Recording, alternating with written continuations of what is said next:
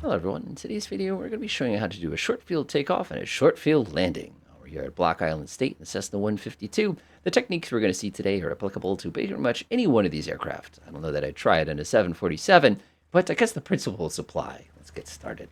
So first things first, you want to make sure you're in the correct flap position for takeoff. Now, if you're in a Cessna 152, we're allowed to use 10 degrees of flaps for takeoff here. Cessna 172s, you can go down to 20 degrees if you have a 180 horsepower Cessna.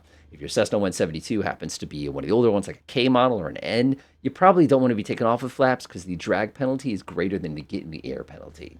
The next thing we're going to do is we're going to go ahead and set ourselves up for maximum performance. So to do this, what I'm going to do is I'm going to go ahead and hold the brakes all the way down, and I'm going to tug on the yoke a little bit, pull it back a bit, and I'm going to apply full throttle. So what we're going to be waiting for is to see that we get up to all the way the maximum RPM we can possibly manage, which is about there. Now we're going to release the brakes, and we're going to hold the nose back, hold up just a tiny bit. And all we're going to do is do a gentle, gentle power wheelie. Not too much, not too little, and all of a sudden we're going to be airborne. So what I'm going to do now is I'm going to hold my nose at a 50 miles an hour here. Again, depending on your VX, it's going to be different for you, but this works pretty well for us. And we're just going to get over any obstacles that might be below us at this time.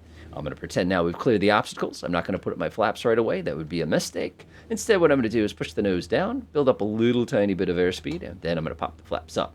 The reason you want to be cautious, of course, is you put yourself in a really nasty spin. You don't want to be doing that, especially in a little Cessna 152 like this. So what we're going to do now is we're going to transition from the short field takeoff to the short field landing.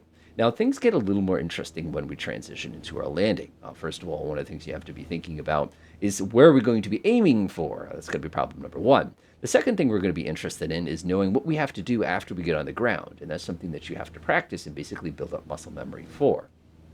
Our aiming point this time is going to be between the usual aiming point and the end of the runway. The second thing is, when we finally come down upon the ground, one of the things we're going to have to do is get rid of our flaps, apply maximum braking, and pull the yoke towards our chest. So what I'm going to do is I'm going to enjoy my nice little climb out here. One fun little trick for you, by the way, is if you look at the end of the runway, say you've got 4 white lights, that means you're above 3 degrees in case you're trying to estimate what things are going to look like when we get to the other side. So we're just going to pop up to 1,200 feet. Looks pretty darn good. The one thing I love about a Cessna 152 is when you get to 1,200 feet, you can basically pull the throttle back. And once you've done that, the thing just sinks and it holds you at that altitude. All right, we're heading into our lovely downwind here. Again, I'm just enjoying getting everything all nice and trimmed out smoothly and comfortably. You want to get everything nice at this point. You don't want to be fighting the controls. You don't want to be kind of going up or down. Again, that's going to make it hard. The key here is going to be speed control, and speed control is all about managing your drag. You'll see what I mean. All right, that looks pretty good. I'm going to pull my throttle almost to idle here. And I'm actually going to bring in the first click of flaps right away. We're trying to bleed off that last bit of speed that we accumulated here. You can see I got a little bit of altitude because I wasn't watching my airspeed there and my altitude. We're just going to slow down a little bit, pop in our second notch of flaps, and we're going to start the approach procedure. So as we do this, just like anything, it's an inside-out maneuver. I'm just going to be looking out my window there. It looks pretty good. I'm going to start swinging as my base leg. And ideally, you want to get down to your approach speed, which for us at this weight is about 55. That is not very fast. You have to be very careful with this corner, by the way. When you do take this corner, one of the dangers you have is you're going to cross control and you're going to kill us because you're basically going to stall right out of the sky.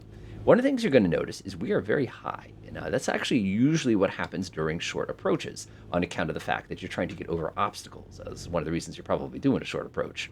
So I'm going to go ahead and pop in my next click of flaps. Again, we're going to really crank up that drag early. That gives us plenty of time in order to work for the purpose of getting everything all lined up for us. So I'm looking at the end of the runway there. I'm doing about 50, which is plenty slow enough for us here. I don't want to get too slow, otherwise you're going to be hearing the stall go off before I get on the ground. That's unpleasant, and really what I'm trying to do here is just bleed off that last little bit of altitude before pulling into my final. Very cautious here because we are already very, very slow. Again, you can always let your nose drop if you start seeing your speed bleed off.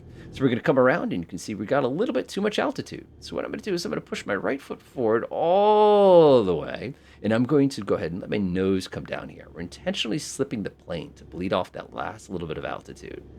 There we go. That's delightful right there. So now what we're going to do is we're going to smoothly transition into our landing. Go ahead and focus where the big number 28 is. Got it?